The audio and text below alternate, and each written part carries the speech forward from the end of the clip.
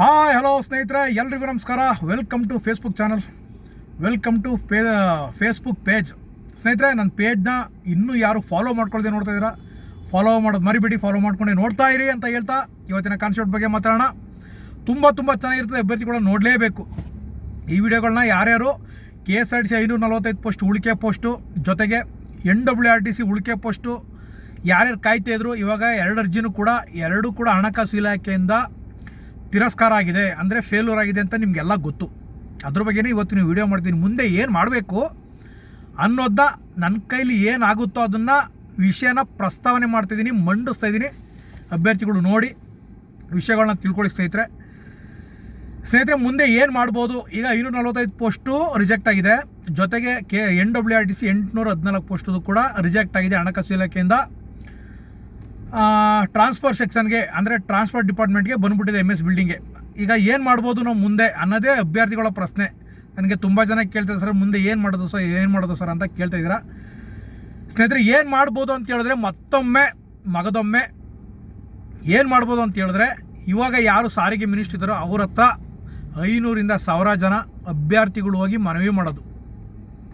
ಮತ್ತೊಮ್ಮೆ ಹಾಲಿ ಯಾರು ಸಾರಿಗೆ ಸಚಿವರು ಇದ್ದಾರೋ ಅವ್ರ ಹತ್ರ ಹೋಗಿ, ಈಗ ಭೈರತಿ ಸುರೇಶ್ ಸಾಹೇಬರಾಗಿದ್ದಾರೆ, ಅವ್ರ ಹತ್ರ ಹೋಗಿ ಮನವಿ ಮಾಡೋದು. ಅವ್ರಿಗೆ ನೋಡಿ ಸರ್, 2019-20 ಸಾಲಿನ ನೋಟಿಫಿಕೇಶನ್ ಆಗಿತ್ತು, ಉಳಿಕೆ ಪೋಸ್ಟ್ ಇಷ್ಟಿದೆ, ಕಾಲ್ ಮಾಡಿತ್ತು 2545 ಪೋಸ್ಟು ಡಿಕಂಸಿ, ಆದರೆ ನೇಮಕಾತಿ ಆಗಿರೋದು 2545 ಪೋಸ್ಟು ಉಳಿಕೆ ಆಗೇ ಇದೆ.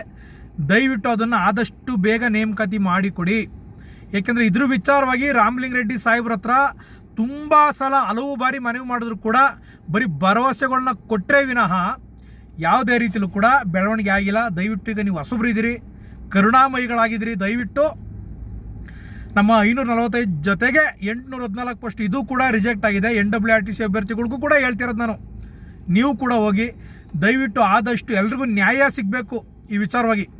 ಏನಕ್ಕೆ ಅಂತ ಹೇಳಿದ್ರೆ ಸ್ನೇಹಿತರೆ ನೋಡಿ, ಅಪ್ಲಿಕೇಶನ್ ಆಗನಾಗ 39 ವರ್ಷ 40 ವರ್ಷ ಆಗಿರುವಂಥ ಅಭ್ಯರ್ಥಿಗಳು ಕೂಡ ಅಪ್ಲಿಕೇಶನ್ ಹಾಕಿದ್ರು. ಇವಾಗ ಎಷ್ಟು ವರ್ಷ ಆಗಿದೆ?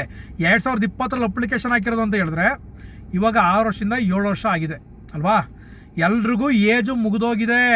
ಮತ್ತೊಮ್ಮೆ ಅವಕಾಶ ಕೊಟ್ಟರು, 5 ವರ್ಷ ಎಕ್ಸ್ಟೆಂಡ್ ಕೊಟ್ಟರು, SC STಗೆ 45 ವರ್ಷ ಕೊಟ್ಟರು ಕೂಡ ಹೊಸ್ದಾಗಿ ಕಾಲ್ ಮಾಡಿ ಅವಕಾಶ ಇಲ್ಲ.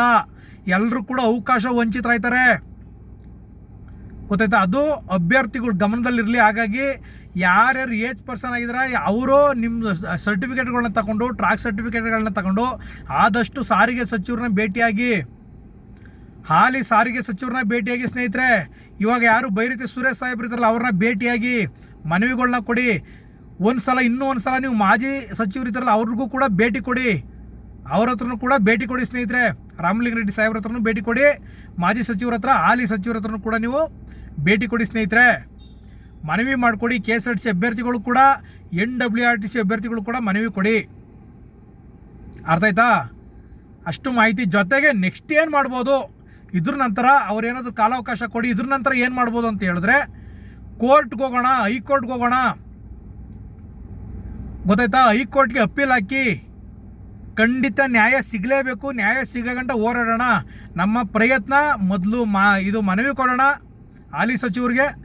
ಜೊತೆಗೆ ಅದೇನಾದರೂ ಆಗಲಿಲ್ಲ ಅಂತ ಹೇಳಿದ್ರೆ ಹೈಕೋರ್ಟ್ ಮುಖಾಂತರ ನಾವು ನ್ಯಾಯಗಳನ್ನ ಪಡ್ಕೊಳ್ಳೋಣ ಸ್ನೇಹಿತರೆ. ಕೋರ್ಟ್ಗೆ ಹೋಗೋಕ್ಕೆ ಎಲ್ಲರೂ ಕೂಡ ರೆಡಿಯಾಗಿ, ಕೋರ್ಟ್ಗೆ ಯಾರ್ದಾರು ಒಳ್ಳೆ ಲಾಯರ್ ಹಿಡೀರಿ, ಖಡಕ್ಕಾದ ಲಾಯರ್ ಹಿಡೀರಿ. ಖಂಡಿತ ನಿಮ್ಮ ಕೆಲಸ ಆದಂಗೆ ಸ್ನೇಹಿತರೆ. ನೀವು ಯಾರು ಕೂಡ ತಲೆ ಕೆಡಿಸ್ಕೋಬೇಡಿ.